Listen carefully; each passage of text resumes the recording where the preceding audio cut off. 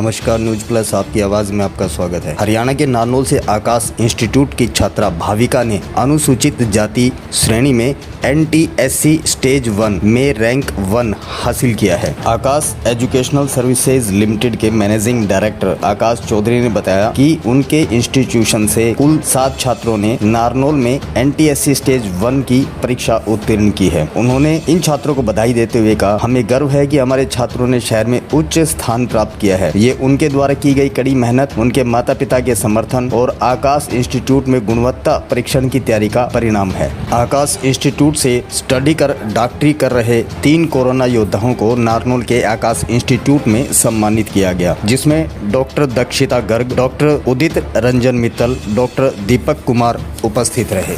News plus आपकी आवाज से बातचीत करते हुए डॉक्टर दक्षिता गर्ग ने बताया अपनी मेहनत व कामयाबी का राज। आइए सुनवाते हैं डॉक्टर दक्षिता गर्ग की सफलता की कहानी। डॉक्टर साहब, सबसे पहले तो न्यूज प्लस आपकी आवाज में आपका स्वागत है।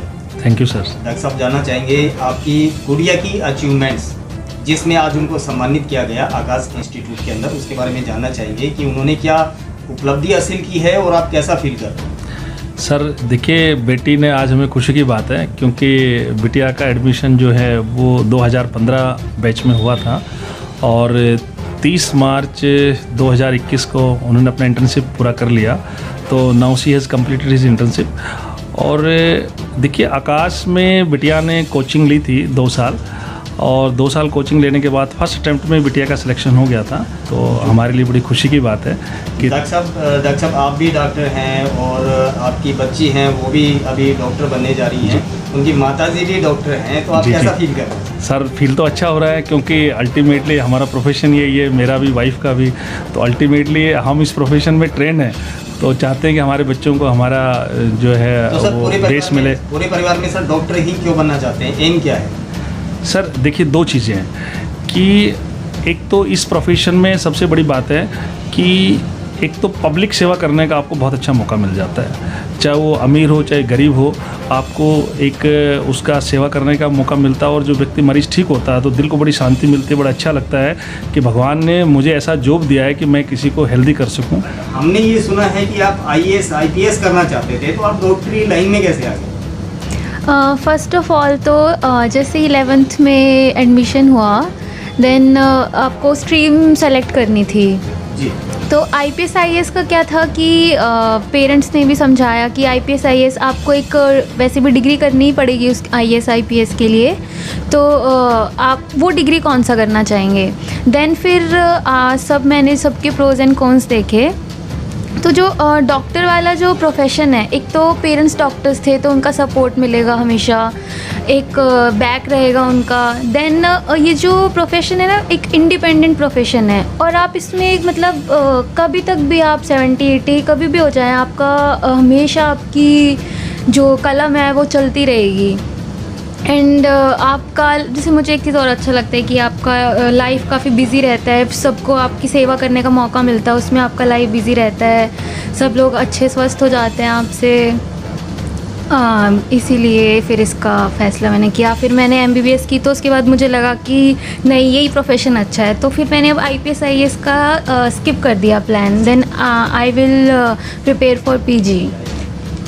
हमने सुना है कि 8th के अंदर आपको चोट लगी थी स्कूल के अंदर, जिसके कारण आप बहुत रोए थे, स्कूल से आए थे और 1 महीने बाद ही आपके एग्ज़ाम होने वाले थे। हाँ जी। तो उस समय आपने कभी ये नहीं सोचा आम बच्चों की तरह से कि भी चोट लगी है, मुझे पढ़ना नहीं है, मुझे एग्ज़ाम नहीं देना है, मुझे स्कूल नहीं जाना है, आपने टॉप कैसे करा? एक्चुअली चोट लगी थी जब स्कूल, तो मैं 1 मंथ के लिए नहीं जा पाई थी। देन उसके बाद एग्ज़ाम्स थे तो मैं बहुत रोई भी थी, इसीलिए कि अब मेरे एग्ज़ाम्स में क्या होगा, कहीं मैं फ़ेल ना कर जाऊँ, मैं अगले सेमेस्टर में कैसे जाऊँगी। देन मुझे एक चीज़ यही रियलाइज़ हुई कि चोट लगने से क्या हो जाएगा, आप ही का ही जो है आपका ही नुकसान होगा आगे जाके।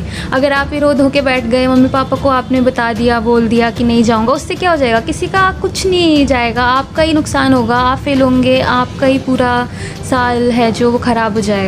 तो बस इसी चीज़ से मोटिवेशन मिला मुझे और मैंने पढ़ाई कंटिन्यू की घर पे ही। जी, हमने सुना है कि आपका 10th लेवल के ऊपर डांसिंग के अंदर, एंकरिंग के अंदर भी आप स्कूल लेवल पे आप अवार्डेड रहे हैं, तो आपका इंटरेस्ट रहा है एंकरिंग का भी आपका इंटरेस्ट रहा है। हाँ जी, तो बिल्कुल। मेरे ख्याल से हम सोचते हैं कि जब आपका एंकरिंग का इंटरेस्ट रहा है तो आपको एंकरिंग लाइन में जाना चाहिए था या IAS IPS में जाना चाहिए था, लेकिन आप डॉक्टरी में गए हैं। तो क्या आपके IAS IPS के सपने और एंकरिंग के क्या कभी आप इन फ्यूचर पूरा करना चाहेंगे या इसी लाइन में जाएंगे?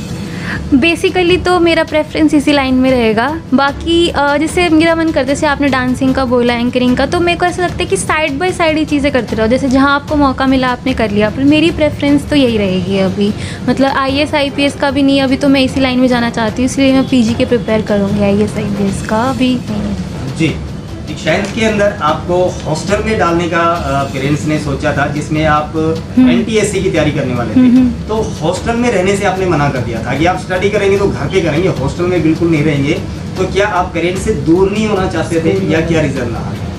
हाँ, एक्चुअली मैं कभी घर से बाहर नहीं निकली थी। मतलब हर जगह जब भी घर से बाहर जाना थोड़ी देर के लिए भी, तो मम्मी पापा साथ में होने चाहिए। कभी हॉस्टल में नहीं रही थी, तो बस वो कहीं घर का माहौल इतना अच्छा लगता था कि घर में ही पढ़ना है, घर में पढ़ाई हो जाएगी। कभी बाहर जाने का, कभी बाहर जाती थी तो मुझे बहुत होम सिकनेस होता था। लाइक मैं 12th के बाद भी MBBS करने गई थी, तब मुझे बहुत ज़्यादा होम सिकनेस हुआ था। फिर एक बार तो था कि बस सब छोड़ के वापस चली जाऊँ, पर फिर वही ऑप्शन नहीं है। आप सब अपना किसी तरह मैनेज करना ही पड़ता है। आपका मेन स्ट्रीम है, आपने किया इतनी मुश्किल से। दक्षिता जी, एक चीज़ जानना चाहेंगे। अभी आपके फादर से हमारी बात हुई तो उसमें मुझे पता चला, तो जब आपको हॉस्टल में छोड़ा गया था तो आप वहाँ से ज़बरदस्ती स्कूल की गाड़ी में बैठ के घर आ गए। हाँ जी, हाँ जी। वो मैं एक्चुअली 2 डेज़ के लिए हॉस्टल में रही थी, और ज़्यादा दूर भी नहीं था। मेरा स्कूल बस घर से 2 to 3 किलोमीटर से दूर था, यदुवंशी स्कूल। फिर भी मैंने 2 दिन में इतना रो रो के बुरा हाल कर दिया था। मैंने सर से झूठ बोल के सर का फ़ोन लिया, सर घर की याद आ रही है, बस ऐसी बात करनी है, क्योंकि सर चाहते थे कि हम वहीं पे ही रहें, NTSC की तैयारी करें। तो सर से झूठ बोल के मैंने फ़ोन भी लिया था। अनूप सर थे हमारे इंग्लिश के। तो फिर मैं उनको, नहीं मुझसे नहीं रहा जा रहा, आप वापस लेके जाओ, वापस लेके जाओ। फिर इसीलिए मैं ऐसे 2 दिन में ही रो धो के आ गई थी, कि मुझे 2 दिन में बहुत लग रहा था उस जी। वक्त पे। हमारा सवाल इससे आगे भी है दक्षिता जी। डॉक्टर साहब से हमारी बात हुई, जिसके अंदर हमें इस चीज़ ने बड़ा इंटरेस्ट किया कि जब आपको हॉस्टल में 10th क्लास में छोड़ा गया था, आप 2 दिन भी नहीं रह पाए, रो रो कर बुरा हो गया, घर पे आप आ गए, पेरेंट्स के पास में आ गए, स्टडी करना है आप घर पे कर लेंगे। लेकिन जब MBBS की पढ़ाई के लिए आपको हॉस्टल जाना पड़ा, तो उस समय उल्टा हुआ। पेरेंट्स का रो के बुरा हाल था और आप बड़े ही कॉन्फिडेंट के साथ बात कर रहे थे कि हॉस्टल में तो रहना ही है और पढ़ाई भी करनी है। ये सब कैसे हुआ? ये कॉन्फिडेंस कहाँ से? एक्चुअली एक तो ये रीज़न था कि मम्मा पापा परेशान थे, आप इतनी दूर छोड़ के जा रहे हो पहली बार बच्चे को। तो ये कॉन्फिडेंस मुझे दिखाना ज़रूरी था उस वक्त पे, क्योंकि आपके पास कोई ऑप्शन नहीं था। आपने इतनी बड़ी अचीवमेंट हासिल की है, तो आपको ये करना पड़ेगा, आपके पास कोई ऑप्शन नहीं है। तो इस चीज़ से डर के, इससे अच्छा है कि आप उसको अच्छे से सामना करो उस चीज़ का। एंड फिर मम्मी पापा भी परेशान होते, वो वापस जाते, बच्चे को इतनी दूर छोड़ गए, तो मुझे वो कॉन्फिडेंस दिखाना पड़ा उस वक्त की सिचुएशन के हिसाब से। एंड देन ये ब्रेवनेस आपके अंदर कैसे आई? ये बस कि एक चीज़ आपको करनी पड़ेगी, उस चीज़ की वजह से मुझे ब्रेवनेस आई कि ठीक है, हो जाएगा धीरे धीरे, आपको करना तो है ही, आपने इतनी अचीवमेंट की, आपको पूरा करना है, रो धो के क्या हो जाएगा। तो आप अपनी अचीवमेंट्स के लिए सबसे ज़्यादा क्रेडिट किसको देना चाहेंगे? स्कूल को, पेरेंट्स को, स्वयं को, या किस चीज़ को देना चाहेंगे? एक्चुअली सबका इन्वॉल्वमेंट है। मम्मी पापा ने जो इतना सपोर्ट किया, पापा मम्मी ने काफ़ी किया लास्ट के डेज़ में भी, कि हम तुम्हारा शेड्यूल बनवा देते हैं, ऐसे पढ़ना है बेटा, ऐसे पढ़ना है, पूरा सब कुछ ध्यान रखा, बहुत सपोर्ट किया। देन जहाँ पे मैं पढ़ी आकाश में, वहाँ से बहुत सपोर्ट मिला, सारा मटेरियल मिला पढ़ने का, सिलेबस। एंड देन खुद ने तो आपने पढ़ाई की ही है, तो खुद को संभालना, सब करना, तो सबका इन्वॉल्वमेंट रहा है थोड़ा थोड़ा। आपको आकाश इंस्टीट्यूट के अंदर भी जब यहाँ पे स्टडी के लिए भेजा गया था, तो एनवायरनमेंट कुछ समझ में नहीं आया था, जिसकी वजह से फिर आपको दिल्ली आकाश इंस्टीट्यूट के अंदर भेजा गया था, और वहाँ पे भी हॉस्टल में रहने की समस्या आ गई थी। हाँ। तो वहाँ भी आप नहीं रुक पाए थे। हाँ, एक्चुअली आकाश दिल्ली, मैंने कहा पापा चलो एक बार देख के आते हैं वहाँ का। अच्छा, तो हम चले तो गए। देन उसके बाद वहाँ के हॉस्टल्स देखे, और जब लगा कि नहीं, अब घर से बाहर जाना पड़ेगा, मुझे पेरेंट्स से दूर रहना पड़ेगा। हाँ, जाना पड़ेगा, फर्स्ट टाइम जाना पड़ेगा, फिर मेरी तो पढ़ाई नहीं होगी, ऐसे मैं तो डिप्रेस हो जाऊँगी, ये सब मैं कैसे संभालूँगी अकेले। तो फिर मैं वापस आ गई कि नहीं पापा, मैं नारनौल में ही पढ़ लूँगी, मैं अच्छे से पढ़ लूँगी अब। तो जी, उसके बाद मैंने दक्षिता जी आपसे ये जानना चाहेंगे इस इवेंट के बारे में कि नारनौल में आप पढ़ रहे थे, लेकिन आपको समझ आपकी जा रही थी कि मैं इससे कुछ बेटर करना चाह रही हूँ। जब आपको दिल्ली ले जाया गया, खर्चा किया गया, हॉस्टल में रखने की व्यवस्था की गई, तो फिर आप वापस यहीं पे आकर के पढ़ रहे हैं और उससे भी बेस्ट आपने परफॉर्मेंस दिखाई। तो ये जो बूस्टर आपको मिला, पढ़े तो आप नारनौल ही आकर के, लेकिन जो बूस्टर आपको मिला उसके पीछे आप किसको कारण मानते हैं? कि वहाँ पे आप गए, पेरेंट्स से दूर हो जाओगे, तो ये आपको थोड़ा सा बूस्टर देने में सहायक हुआ, बिल्कुल, या फिर और कोई आपका डर था कि आप दोबारा से अगर नहीं पढ़ोगे तो फिर हॉस्टल में छोड़ देंगे? इसके पीछे क्या लॉजिक है? हाँ बिल्कुल, काफ़ी मुझे बूस्टर मिला था जब पापा दिल्ली लेके गए, तो मैंने सारा सिनेरियो देखा कि बच्चे यहाँ रह के भी पढ़ते हैं, मुझे तो काफ़ी अच्छा इन्वायरमेंट मिल रहा है घर में, मुझे और किसी चीज़ की टेंशन नहीं है, बस मुझे पढ़ाई करनी है। दैन फिर नहीं हुआ तो मुझे फिर दिल्ली आके पढ़ना पड़ेगा कि वहाँ पे और अच्छा है, मैं और अच्छा कर सकती हूँ, कंपटीशन सब सोच के। देन हाँ, मुझे उसके बाद बूस्टर मिला था, उसके बाद मैंने काफ़ी पढ़ाई की पेरेंट्स थी। से दूर रहने के डर ने आपको बूस्ट किया? हाँ जी, एक रीज़न है, बाकी खुद का भी था कि आपको करना ही है। लास्ट के मंथ्स बचे थे कि अब तो आपको करना ही पड़ेगा, अगर आप अपने आप भी नहीं किया तो फिर क्या ही रह जाएगा, तो इसीलिए। आपकी गुड़िया ने जो अचीवमेंट हासिल की हैं और अभी आपके सामने बातचीत कर रहे हैं कि किस प्रकार से उनका जो लेवल था कॉन्फिडेंस का, अपने पेरेंट्स से दूर रहने को लेकर के उन्होंने अपने आप को इतना बूस्ट किया कि आपकी जो भी अपेक्षाएं थी उनको पूरा किया। तो इस बारे में आप कितना अच्छा फील कर रहे हैं और आप क्या कहना चाहेंगे कि आपकी गुड़िया के बारे में, कि इनकी जो प्रतिभा है उसके बारे में आगे आप क्या सोच रहे हैं? कि IAS IPS की तरफ जाएंगे, डॉक्टरी बनेंगे, एंकरिंग करेंगे, आप क्या सोच रहे हैं? ऐसे सर IAS IPS तो इसका मन तो है, लेकिन इसको डॉक्टरी फील्ड ज़्यादा अच्छा लग रहा है फ़िलहाल। तो IAS IPS के लिए क्या है सर, प्रिपरेशन अलग तरीके से करनी पड़ती है, तो इसलिए इसका वैसे ज़्यादा मन तो इसका PG करने का ही है।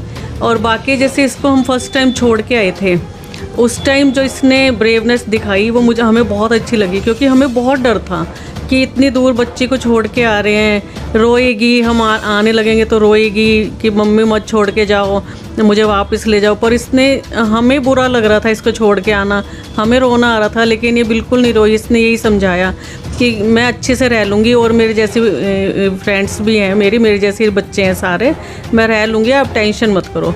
तो हमें मतलब अनबिलीवेबल था ये हमारे लिए, हमें तो ये था पता नहीं रह पाएगी कि नहीं रह पाएगी। पर इसने उस टाइम बहुत ब्रेवनेस दिखाई और बहुत मतलब अपनी आंखों में इसने आंसू नहीं आने दिए बिल्कुल, और हंसती रही एंड तक। तो बहुत अच्छा लगा देख के, और हमें ऐसी टेंशन नहीं लगी। हमने कहा ठीक है, मन लग जाएगा बच्चे का भी, पहले दिन ही इसके अच्छे वो थे, खुश थी, तो इसका मन लग जाएगा वहाँ पे। गुड़िया अगर भविष्य के अंदर एंकरिंग, IAS IPS कुछ भी इनका मन होता है टेस्ट क्लियर करने के बाद में, यदि वो करना चाहें तो क्या आप उनका साथ देंगे? बिल्कुल देंगे सर, बिल्कुल, हर तरह से हम इसके साथ हैं। जो भी अगर इसको पसंद है, जहाँ जो ये करना चाहती है, हम हर तरह से इसके साथ हैं। यानी कि आप फुल्ली इनके स्पोर्ट के अंदर, आप किसी भी प्रकार से इनकी लाइफ को जबरदस्ती कोई मोड़ नहीं देना? नहीं सर, नहीं, बिल्कुल नहीं, कभी नहीं दिया हमने। हमेशा ही इनको आगे ही बढ़ने का मौका दिया हमने, और कभी रोक टोक नहीं की किसी तरह की। और बच्चे भी हमारे स्पोर्ट से ही रहे हैं, ऐसा कभी इन्होंने कोई ऐसा काम नहीं किया जिससे पेरेंट्स को हर्ट हो, ऐसा कभी इन्होंने भी नहीं किया, और हमने भी इनको कभी भी रोक टोक नहीं की। कितना गर्व फील कर रहे हैं आप इनके? सर बहुत ज़्यादा, बहुत गर्व कर रहे हैं, बहुत। मैम, न्यूज़ प्लस आपकी आवाज़ में बात करने के लिए बहुत बहुत थैंक यू सर।